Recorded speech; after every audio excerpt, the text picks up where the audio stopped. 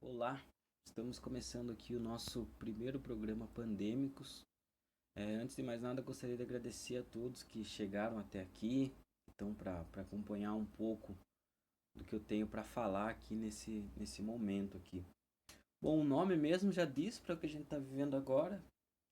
Eu tenho passado quase todo o período nesses um ano e praticamente um ano e meio de pandemia, trabalhando na minha casa da forma como eu posso, me adaptando. Eu trabalho como educador ambiental e educador musical e também atuo como pesquisador informal da ciência das redes e da democracia e de democracia. Então nesse período aí eu adaptei praticamente toda a minha casa a poder acompanhar esse processo e ver o que eu podia desenvolver nesse momento. E eu decidi pôr esse nome nessa minha proposta, basicamente porque eu olho que a gente está vivendo um mundo caótico mesmo. É um momento caótico. Quem tem estudado a questão ambiental, quem tem olhado, acompanhado, tem visto que é um momento no planeta bem específico, que nunca se viveu e que a gente está à beira assim, de colapsos grandes, e também esse conceito de pandêmico num olhar assim de conexões, né? Que uma pandemia ela acontece pelas conexões que a gente tem, o alto grau de conexão.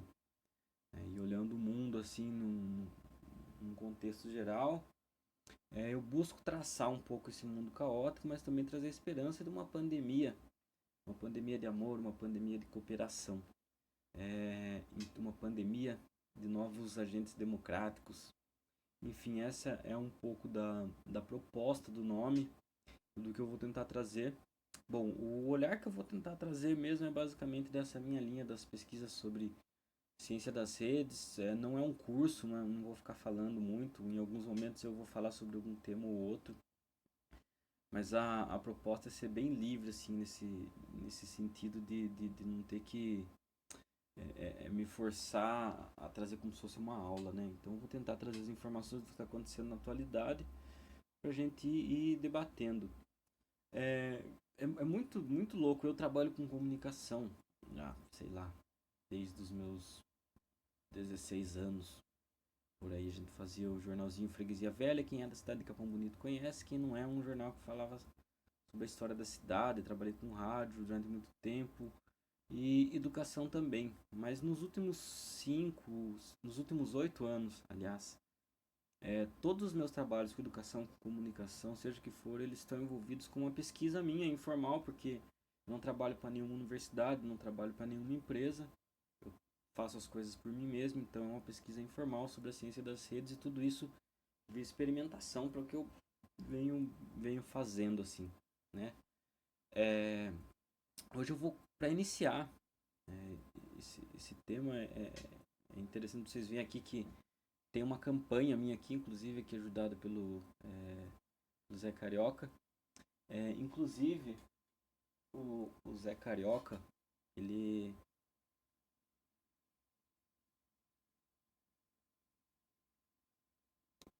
Pera só um minutinho aí, deu uma travada aqui.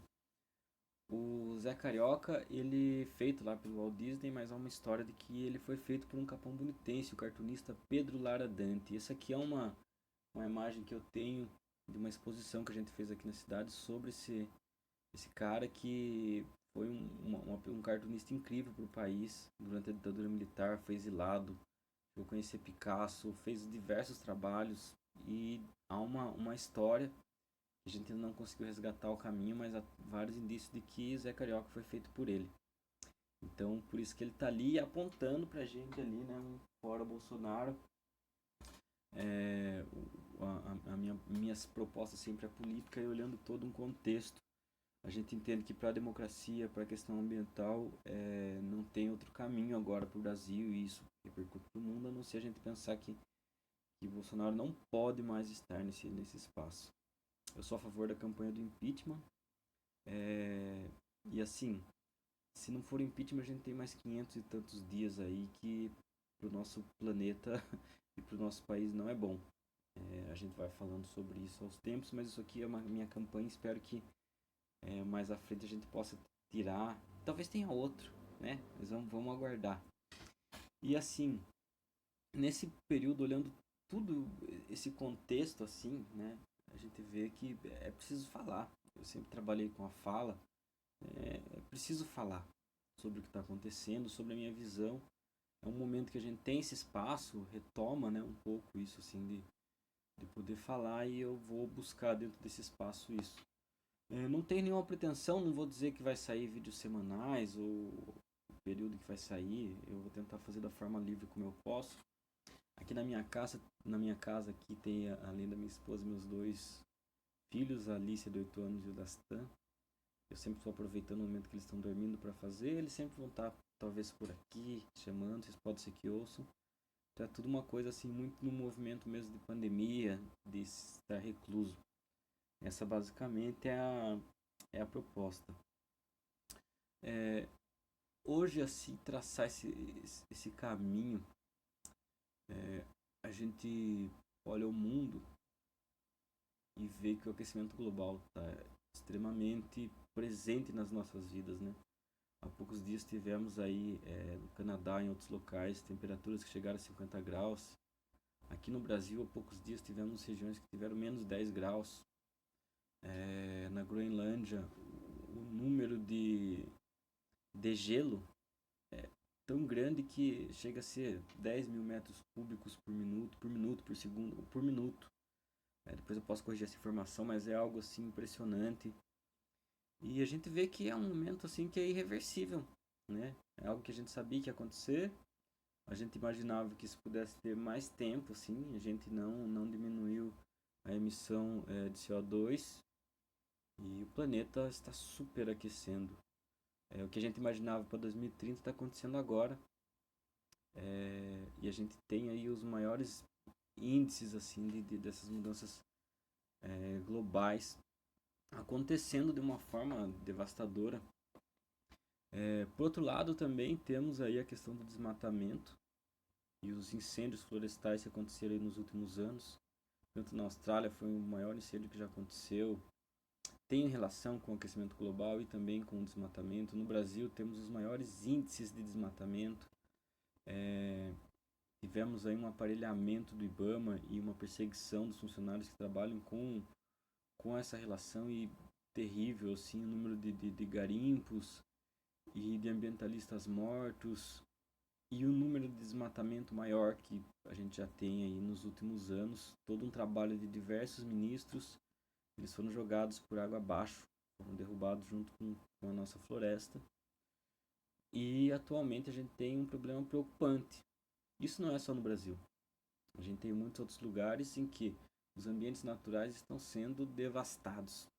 E quando eu falo sobre um olhar mais ecossistêmico sobre as coisas, é um pouco disso assim. A gente tem um ecossistema, tudo depende uma coisa da outra, né? E ainda que a gente tenha das nossas fronteiras planetárias não avançado ao limite do desmatamento das florestas, a gente avançou no limite da perca da biodiversidade. A quantidade de animais que são de seres vivos que são extintos por ano chega entre 10 a 100 mil. É uma quantidade assim estrondosa. E o que acontece? Como todo esse ecossistema que demorou 3,9 bilhões de anos para chegar onde a gente está, nesse processo em que muitos micro-organismos eles têm a sua função específica, há muitos vírus, né, que estão dentro desses espaços naturais, e eles têm os seus reservatórios. No caso do coronavírus, pode ser provavelmente, o mais provável é que tenha sido o morcego, ou dizem o pangolim, mas o mais provável mesmo é que seja o morcego. E o que significa reservatório natural? É que há um equilíbrio num processo todo dinâmico da vida, em que todas as interações que constrói o processo da existência do morcego faz com que ele consiga coexistir, coabitar com esse vírus sem que ele faça mal para ele. Então, ele é um reservatório desse vírus, né? A partir do momento que há esse desmatamento e há um contato muito grande com esses animais, a tendência é que esse vírus transborde. É o transbordamento, são termos científicos esses mesmos, né? E quando acontece esse transbordamento, aí ele chegou no ser humano, no mundo que a gente está vivendo agora, uma doença respiratória, ela chegou assim 3, 4 meses em todos os países do globo, né? E tem uma relação direta com o desmatamento.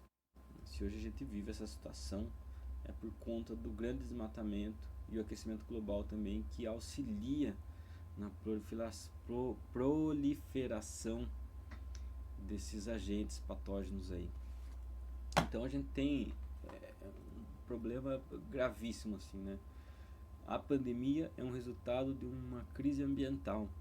Isso é muito claro. E aí a gente olha, né, para quem está acompanhando a CPI e tudo mais, você vê tipo, todo o negacionismo que o governo brasileiro traz.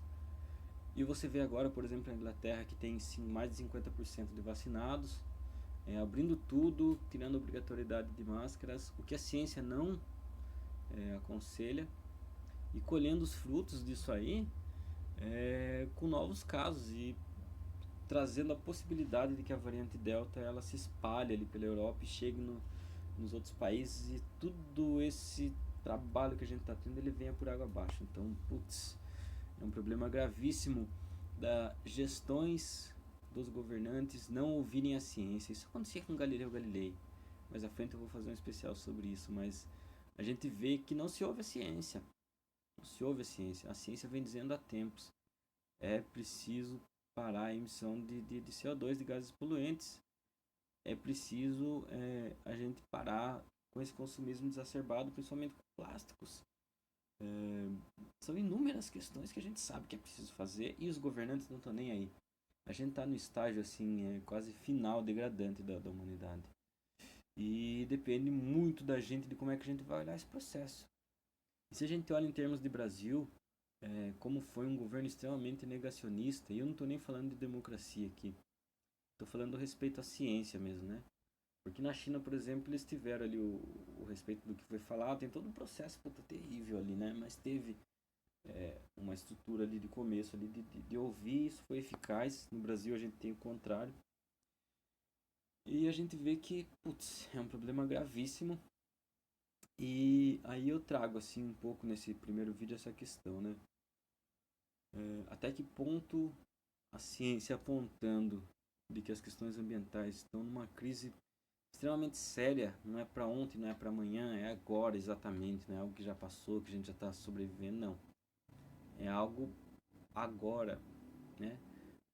Como é que os governos vão conseguir atuar com essa questão, olhando para todo o processo econômico? Essa é a grande questão que a gente tem que estar de olho. E o Brasil está terrivelmente assim, a nível dos espaços institucionais, extremamente assim, preso e ainda com poucas perspectivas. A nossa esperança é que a partir desse processo que a gente está sofrendo com o Bolsonaro, um aparelhamento das instituições, principalmente buscando um viés ali mais, coisa de milícia mesmo, né? Coisa de paramilitares, de tentar trazer esse processo de montar o grupinho ali, aquele grupo que é uma espécie de dos irmãos, tinha os irmãos Petralha, né, que a gente usava para os petistas, mas cai muito bem também para o Bolsonaro. Ele tem ali os filhos Petralhas ali, né, os filhos milicianos, e tem toda uma tropa de pessoas que acompanham esse processo dele. Ele busca essa militarização da política, a ideia de que a democracia também ela se faz com os militares, o que não é verdade. E além desse processo de negacionismo da ciência, que é algo muito grave. Por outro lado, a gente vê a possibilidade de que a gente, enquanto brasileiro, consiga olhar que é um momento de conciliação, é um momento de abertura para as ideias e para as novas conversas, olhar o mundo sob outras perspectivas. Direita e esquerda ainda existem, é preciso dialogar sobre esse processo. Eu não vou fazer nenhuma crítica, apesar de que eu não acredito mais que isso faça sentido para olhar o mundo, olhando os populismos e como as ditaduras funcionam no planeta. Mas tem gente que olha assim, e eu acho que nesse momento de conciliação não é o momento de fazer nenhuma crítica nesse sentido, desse olhar. Mas é o momento, sim, de dizer que precisa conversar, precisa fazer autocrítica, e a gente precisa olhar que há extremismos que podem corroer ainda mais a nossa democracia e a nossa qualidade de vida que nós temos aqui no momento em que a gente está agora. Nesse primeiro vídeo aí que eu tentei trazer para vocês um pouco dessas minhas perspectivas, nos próximos vai ser assim um pouco dessa liberdade de ir falando o que eu achar e quiser. E é isso, galera. Espero vocês no próximo. Tchau, tchau. Valeu aí.